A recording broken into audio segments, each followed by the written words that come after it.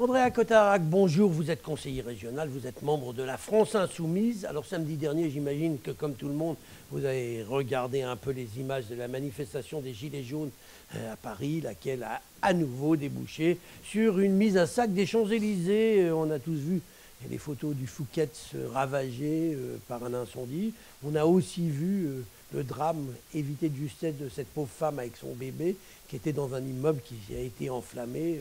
Vous portez quel regard sur ces violences à répétition? C'est toujours le même, c'est-à-dire qu'on condamne et on salue les forces de l'ordre qui ont réussi à sauver ce jeune enfant et sa maman, je crois. Donc vous allez faire une marche pour soutenir les forces de l'ordre? Non, mais je pense que la question elle est politique, c'est-à-dire que on a eu des manifestations depuis l'année dernière maintenant, depuis le mois de novembre, et en réponse on a eu un prétendu grand débat qui s'est transformé en one-man show et en campagne d'En Marche pour les européennes, c'est une évidence. On a un grand débat qui devait être fait sous l'autorité de cette autorité administrative indépendante.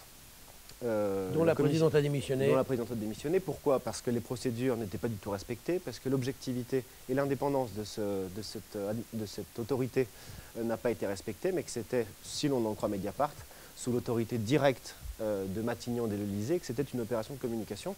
On a des ministres qui nous mentent sur le nombre de contributions, si on en croit les journalistes du Monde.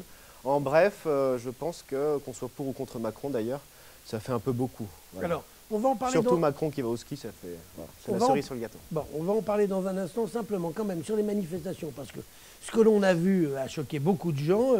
Qu'est-ce que vous pensez de la volonté du gouvernement d'interdire les manifestations sur les Champs-Élysées? Bon, d'abord, je pense que le gouvernement doit agir politiquement sur la base des revendications des Gilets jaunes, ce qu'ils ne font pas. Et plus vous avez compris les revendications des Gilets jaunes? Parce qu'on ne sait toujours pas ce qu'ils veulent. Bien sûr que si, on sait depuis une belle lurette maintenant. Ah bon, alors ils veulent quoi? Mais je vais vous dire tout de suite, plus de pouvoir d'achat, plus de démocratie. On a vu des retraités. Jeunes et en bonne santé, ça, remarquez. Vous avez vu aussi, d'ailleurs, vous parlez des jeunes, j'allais les oublier, les lycéens aujourd'hui qui ont manifesté aussi pour le climat. On salue les lycéens de notre région, ils étaient plusieurs dizaines de milliers à manifester, donc on voit qu'il y a une conscience aussi écologique, qu'il y a une conscience pour l'intérêt général, qu'il y a une conscience pour les biens publics, l'air, l'eau, et pour les biens publics. Donc il faut saluer tout ça, il faut saluer ce pays qui est le nôtre et qui est un pays hautement politique. Dites-moi, vous avez participé à une manifestation, vous? Alors moi, ce week-end, j'étais en manifestation, mais à Marseille. Ah bah vous avez le droit d'aller où vous voulez, mais c'est la vacances. France, hein. Voilà. Mais d'une façon générale, vous avez participé à plusieurs Évidemment que j'ai manifestations. manifesté. Ah non, mais quasiment tous les samedis Gilets jaunes, j'ai participé. Ah, vous n'avez rien d'autre à faire dans la vie rien d'autre à faire dans la vie que d'aller manifester? Je sais pas, parce que vous pourriez aller au spectacle, lire des livres. Et vous n'avez rien d'autre à faire que me poser ce genre de questions? Ben voilà. Je suis un homme politique, je suis un citoyen, je salue ce mouvement des Gilets jaunes qui est en fait un peuple français qu'on a essayé de communautariser, de diviser, de sectionner par catégorie, etc. Mais moi je salue et je suis fier d'avoir un peuple français qui se réunit autour de revendications, qui portent l'intérêt général. Je vous l'ai dit, plus de démocratie, plus de pouvoir d'achat, plus de justice fiscale, l'indépendance de la France. Eh bien c'est ça qu'on voulait voir depuis des années et ça arrive aujourd'hui. Je pense qu'on peut être fier d'être français. Dites-moi, Andrea Cotarac, parlons du grand débat. Donc, est-ce que vous avez participé à certains des réunions? Non, les meetings d'En Marche, c'est pas mon truc. Bon, ouais. Vous n'êtes pas allé voir? Non, je ne suis pas allé voir. C'est dommage, parce que vous auriez pu voir que des gens en profitent pour s'exprimer. Oui, c'est intéressant, pour ou contre d'ailleurs. Non, Vous refusez le débat? Vous savez, même quand vous n'y allez pas, vous avez 7 heures de suite, 14 heures de suite sur toutes les chaînes de télévision, tous les médias, avec des sondages absolument géniaux pour Emmanuel Macron. Donc, si vous voulez, aucun Français ne peut rater le grand débat. C'est d'ailleurs pour ça, et c'est sur cette base-là, pas en tant que politique, que je vous dis que c'est un meeting d'En Marche. Alors ça, vous parlez des grands meetings. Non, du grand débat. Des grands meetings, enfin des grands débats. Des grands meetings, voilà. Vous l'avez dit. Ah mais d'ailleurs oui, fait par le président de la République. Mais moi je parlais beaucoup plus modestement et de façon intéressante à ces débats qui se sont produits dans la région, dans des petites communes avec des dizaines ou une centaine de personnes. Et là où on a vu que les gens étaient heureux de pouvoir s'exprimer et avaient parfois d'ailleurs des positions qui n'avaient rien à voir avec les revendications des Gilets jaunes. Vous avez tout à fait raison. Moi, je respecte tout à fait ce qui s'est passé, les réunions qui ont été organisées. Je pense que les gens, on a un pays, encore une fois, je le dis, qui est hautement politisé avec un nombre d'élus considérable, bien supérieur à d'autres pays européens.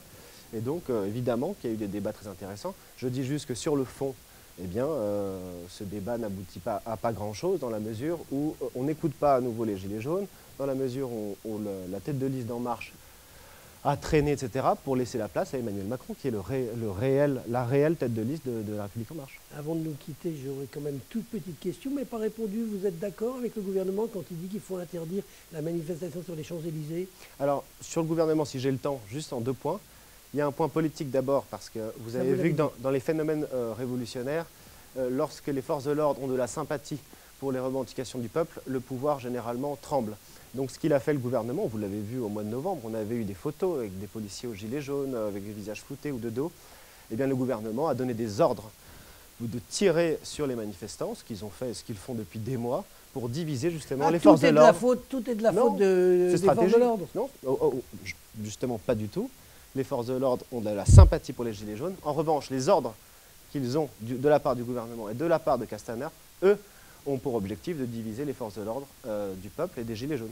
Et je vais vous dire que je dois être sourd, je n'ai toujours pas entendu si vous m'avez répondu à la question, faut-il ou non interdire les manifestations sur les Champs-Élysées? Je vous réponds encore une fois, que dans les mesures que Édouard Philippe a faites, il y a un élément qui manque énormément, c'est le renseignement.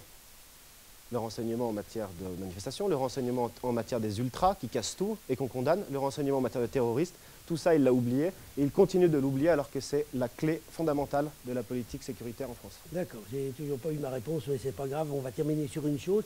Politiquement, votre parti, la France Insoumise, ne profite pas loin sans faute de ce mouvement, ça vous inquiète pas? Selon qui? Selon les sondages, selon ce que l'on peut entendre. Je pense que vous regardez aussi comme moi ce qui se passe autour et Mélenchon, son image se dégrade. Bon, Mélenchon d'abord, c'est pas la tête de liste, d'une part, et de deux, je crois vraiment qu'on attend d'avoir un réel débat entre les différents partis en présence, puisqu'on n'en a qu'un seul qui est sur la chaîne de télé et sur toutes les radios et dans tous les médias. Pour l'instant, c'est le parti d'En Marche. D'ailleurs, c'est le seul qui a bénéficié d'un prêt bancaire, ce qui devrait poser la question sur la démocratie en France. Eh ben, voilà une façon de voir les choses. On vous aura écouté, je ne sais pas si on vous aura entendu, mais on aura été attentif à ce que vous avez dit. Andréa Cotarac, je vous remercie. Merci à vous.